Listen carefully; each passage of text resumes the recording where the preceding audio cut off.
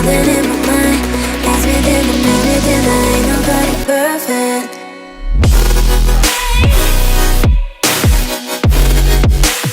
Ain't nobody perfect. Ain't nobody perfect. Ain't nobody perfect. Ain't nobody perfect.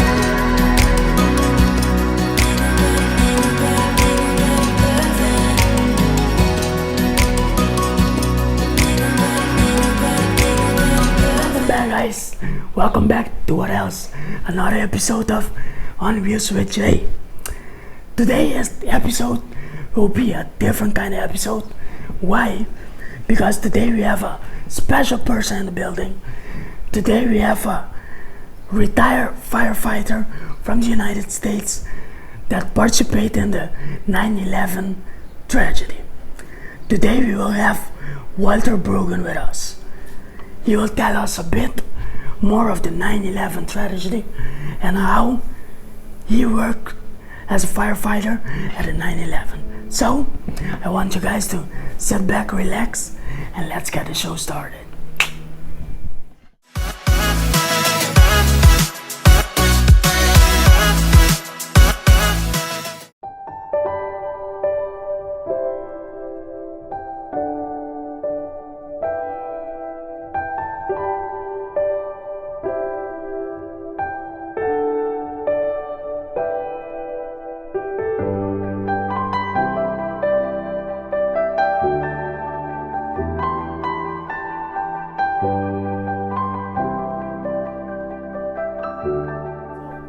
Let's begin the show, guys.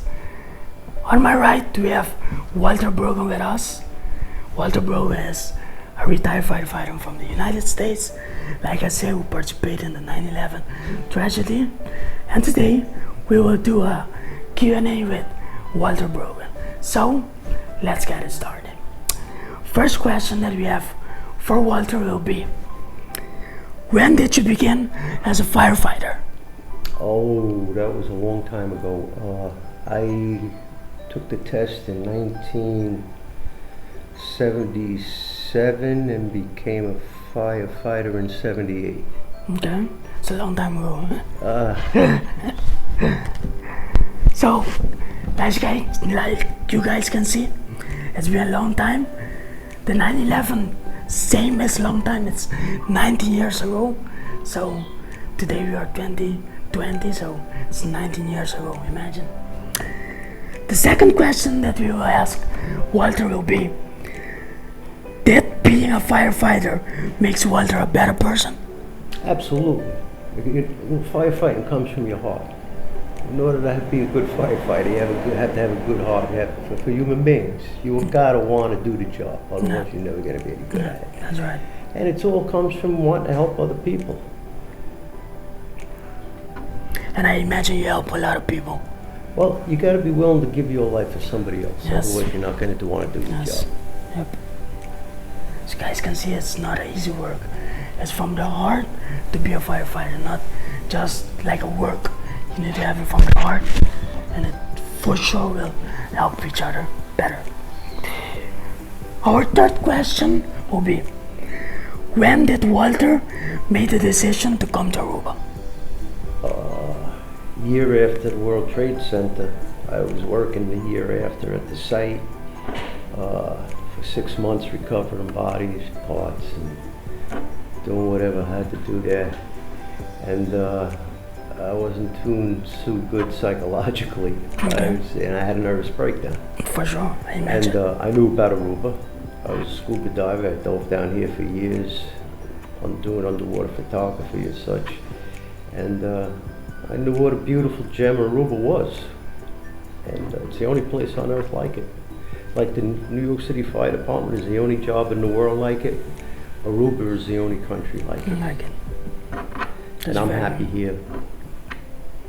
I Hey, feel bad for the guys up there. They're still up there suffering. You know, everything brings it back. New York is a big place, but it's a small town too. You know, you go down the street, you see widows and orphans. 18 years later, nothing has changed. The kids have just gotten older. Yeah. That's all. So you think still firefighters down there suffer? Absolutely are suffering mentally. Every one of them are. Even the guys that weren't there. That guys have gotten on a whole 2 generations of firemen who've come through the fire department already since that tragedy, and even they feel it. It lingered. I It imagine. lingers. It's like a black cloud over Black cloud. the whole thing. So let's go further now to the 9/11. Let's go to 9/11.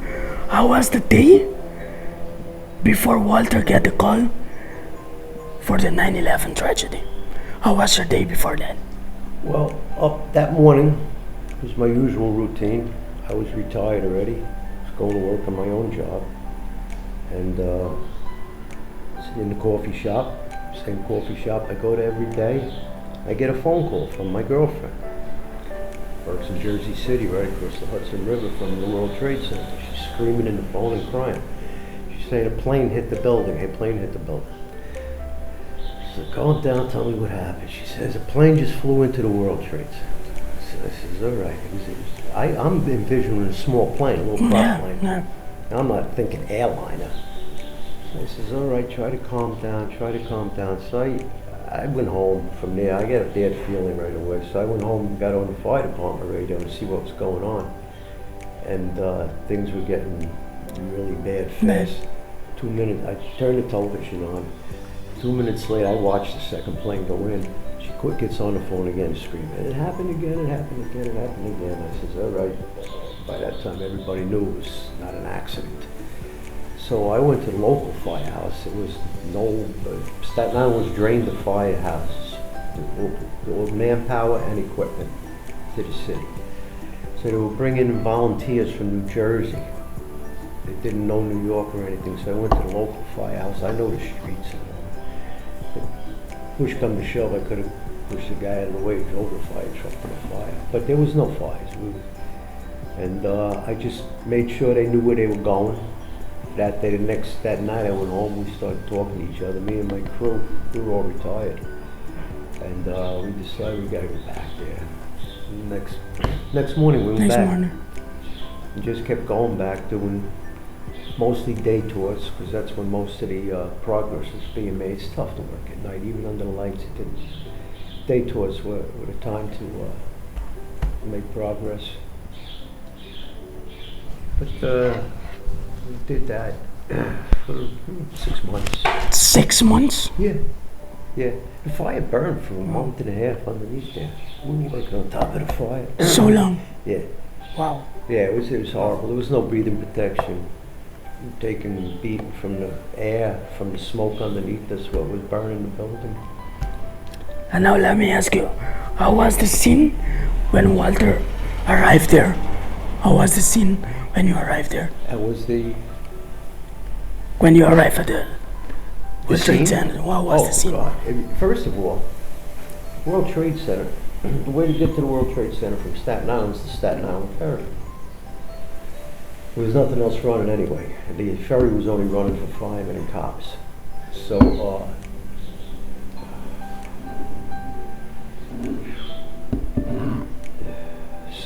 you get on the ferry and take the ferry ride over. You're still a good half a mile from the World Trade Center. Well, you got off the ferry and it was like it snowed paper. It was 2 foot deep in the street. Dust and paper. That much paper. You couldn't imagine the amount of paper that came out of that building. It was 5 blocks away and 2 foot deep, sludging through it like this, all the way there. Paper. Dust and paper. I'm saying, where did the paper come from? Paper come out of the building.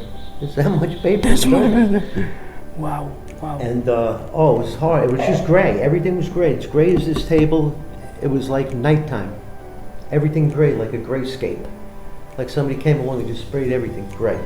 And there was about 6 inches of dust on the ground. Fine dust. And you're kicking. And that was the next day? That was the day after they came down, yeah. And the scene had like say dead people, or it was clean? Oh God, there were no rescues to be made. It was all No covered. rescues? No, there wasn't even whole bodies. Wow. It was all parts. Wow. Yeah, people were shredded, dude. It was like everything went through a shredder. People, furniture, everything was chewed up in pieces this big. Pieces of steel, the biggest pieces of steel I've seen in my whole life. 4-inch thick, 2 foot by 4 foot box beams, crumbled like an aluminum beer can. Wow. Like that, crushed. But you gotta figure it was coming from 110 stories up, coming down.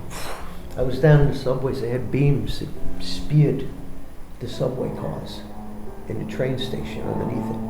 They come down with and speared the cars. There was nobody down there, the place was evacuated already. Wow. But that beams like.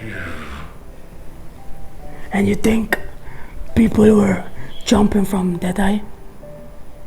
People jumping from that buildings a lot to of try to save there was their lives? There was the first day, after about 20 minutes, they started hearing explosions. People thought it was explosions. It wasn't explosions. It was bodies hitting the ground outside the plaza.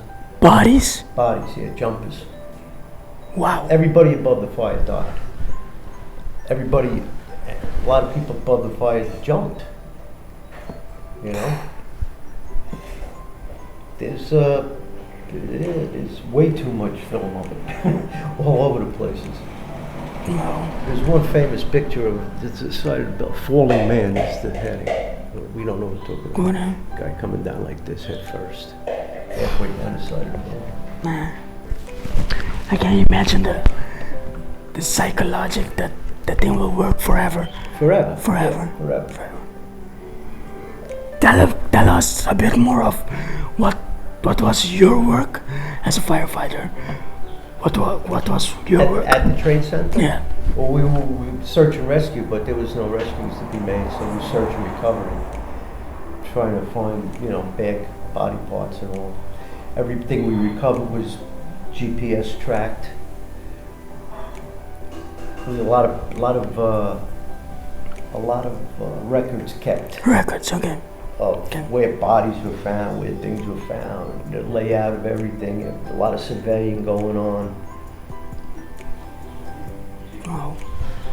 So you think there's people still that didn't get recognized?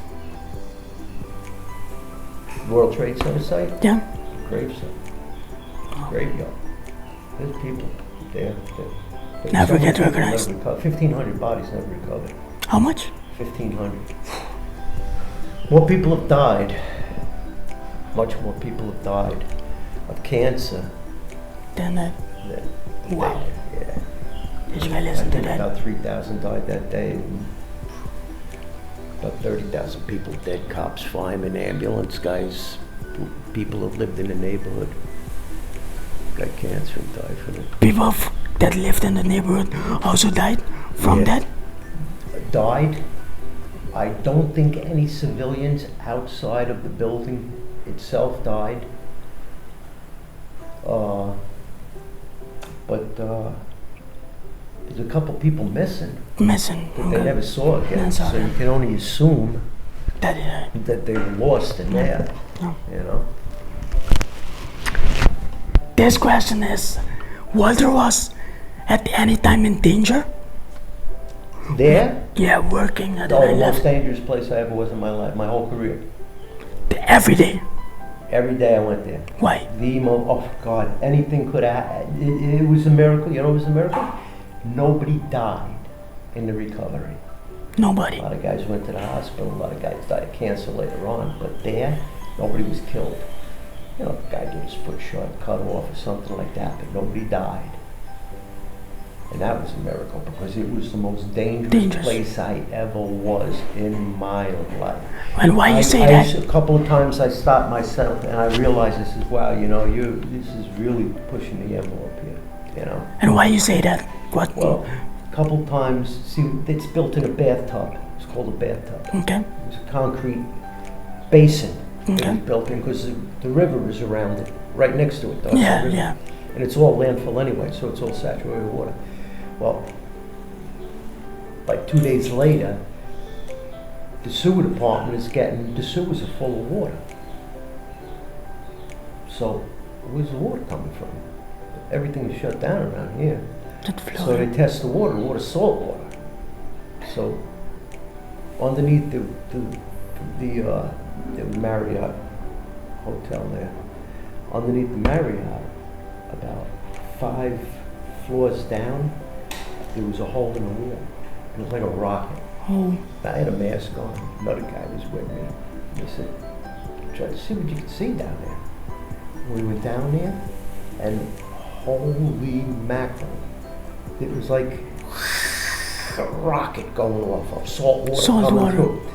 It was draining out into a sewer pipe at that point, and that's why the sewers were full of water, salt water. Salt water. They immediately outside dug and stuck piles in and filled the whole thing with concrete just to keep it. Well, right away, while we were working there the whole time, like after 2 days, they came, and it's in the museum now underneath the ground, part of the slurry wall they called it. They were afraid that thing was going to fall in on us. This is 10 stories. 10 stories. Like this, just a sheer wall. They immediately come around and start drilling in like this at an angle, like this, all the way up to 10 stories, and every 20 feet across they bored a hole in, and then they epoxied cables into the bedrock to hold the wall back. If you go to the museum, you could see that operation, what they've done with the tiebacks on the slurry wall. A piece of the slurry wall is exposed in the museum. So you say, but it was dangerous like crazy. I imagine, yeah. It was insane. I mean, you know. So You look at that picture of me and the other guy. We're standing in the middle of like hell. It's like ridiculous. yeah, and you guys are all gray. And steel. Look at. Yeah. That's nothing. Okay, here. Definitely a danger too. Oh God, it was scary, dangerous, but you know, you didn't even think about it. You think about it, yeah. Nah. Yeah. No, it's fire. You go to a fire, you know what you're gonna do. You pretty much know how the fire is gonna act, and you know how things are gonna go. But that was another scary, dangerous adventure every second. Let me ask you this question: what was the worst experience from the 9/11 that you had? Let's say it can be a scene, it can be whatever. What was the worst experience? I still remember the body parts. I still remember the smell. You know, this thing triggers. The smell was bad. The smell, oh God. Smell of dead people? The smell of dead people, the smell of just the smell was horrible. Wow. Yeah, it was. Yeah, a couple of things that I did there. You know, I found a fireman and guy I work with. I found his son, and it's just some things you're never gonna forget. You know. Did you find the son of a guy that I worked with? Wow. You don't know how many firemen's kids are in there. No. Firemen's sons become firemen. Yeah, you know. And I imagine you lost a bunch of friends. Oh, in here. This kid here I grew up with, from little kids in kindergarten, Quilty, Mike Quilty, right there. Okay. Out on his boat with his girlfriend, then he got married to her, and kids, and me and him were this big until the fire department, we were in the same firehouse. He goes and becomes a lieutenant, takes the test, becomes a boss, and gets killed. Wow. Yep. This is like only a couple of 343. This is only a couple of the guys. How many firefighters died? 343. Wow. What do you got here? 4A12. 4A12. It's 24 there out of 343 guys. You know? Let me ask you this. If Walter had the chance to replay all over again that day to be a firefighter, would you do it again? Absolutely. You will do it again. Best job in the world. Best people in the world. Best atmosphere in the world. Can say if you need to work for the second time at a 9/11, would you do it again? Absolutely. You know? That's a big kind of heart, and my respect for that. Every fireman, believe me, it's not just me. Every fireman has got it in them You know, some to a little bit more extent than others, but My respect. You guys, imagine how hard they need to be to live with that scene in your head and still want to be able to be a firefighter. So my respect to Walter for just being a firefighter at 9/11 and still, if the chance, want to do it again. So my respect for that. living in paradise now, John. I imagine. I imagine. Let's say this. You say the 9/11 had effect. What was the after effect from 9/11 that Walter have now? That I have now? Yeah. Oh, I still have PTSD. I still take medicine for it every day. 18 years later. What is that? Explain that. Post-traumatic stress Okay. disorder. Okay. And just, you can't shake it. You know, I tried to,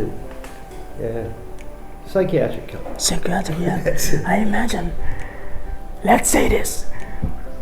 When it's 9/11, how do you feel when it's 9/11? It's every year, it's horrible. It's the same? It don't get no better, you know? It don't get no better. And it's like a train wreck. You gotta watch. You gotta watch. You gotta watch. I mean, no matter how hard you try to walk away, turn it off, put it out of your head. I mean, stay there. The bottle of whiskey didn't work either when I was in my Nothing. drinking days. No, it just made you more depressed. Drink to be happy, don't drink to celebrate anything bad. And let me tell you this, guys. Walter is my neighbor. And we had to think of why Walter would drink so much. And now we understand. Now we understand why. Because Walter was drinking a lot. No more, hey, no more. And now Walter's sober. So now we understand why. So it's a trauma. It's a trauma, people, to be living with that thing in your head. And I think I can imagine. So my respect. And let's say this. Do you want to go to 9/11 museum of that place? You want to be there just to visit? No, No? no. Why? Because I could see it on television every year, but there's no reason to be there. No reason. I just not. Okay. I know what it looks like. You know? You go on a computer, you can see every aspect Everything. of it. You go through the computer through the museum for free. You can see the wall, everything. You know, I've seen it. I know it's there. Okay. Our last question for Walter will be, for all who will watch this video, what is the message that Walter want to give? To who? Everybody who watches video. Everybody watches the video about Trade Center. Whatever, about a trade center, about person, what message you want to give? Well, you gotta pick and choose. Everything is on there, good and bad. So if you can have enough brains and Right. intellect to decipher what the good is from the bad, Right. learn. I mean, it's a door to the world. But there's so much. The computer was developed by man as a tool. It didn't take man 10 minutes to turn it into a weapon. Yep. Go figure that one out. Yep. It's as bad as a gun now, a computer. But on the other hand, it's as good as a Bible. That's a Bible, yeah. Okay, so Yeah. There you guys have it. That's a message. Every time, think twice, think good. And my message that I want to share is share time and love, because like Walter said, it was a normal day at the 9/11 and it changed for thousands of people losing their family in a fraction of seconds. A lot of people lost their family that couldn't say I love you anymore, couldn't say nothing. So share time and love when somebody is there, not when they're gone. So that's my message for all who will watch this video. And I want to say a big thank you to Walter to share thank you, John. to share a part of the 9/11 with us. Imagine it's not easy to talk about it, and you still came here to talk about it. So thank you, and I hope you guys like this episode of the 9/11 tragedy with a retired firefighter. Like I used to say, at the end of the English episodes, we will teach a bit of Papiamento, and today's word says Duna Amor Share, love. So today's word is share love, Duna Amor. That means share love. So I hope you guys can learn that, take into practice, and learn a bit more of Papiamento also in the episode of Unwheels with Jay. Thank you from the bottom of my heart. Thank you to support this video, and thank you, Walter, from the bottom of my heart. Peace, God bless, and more love. We see each other back in another episode of On Wheels with Jay. Let's get it.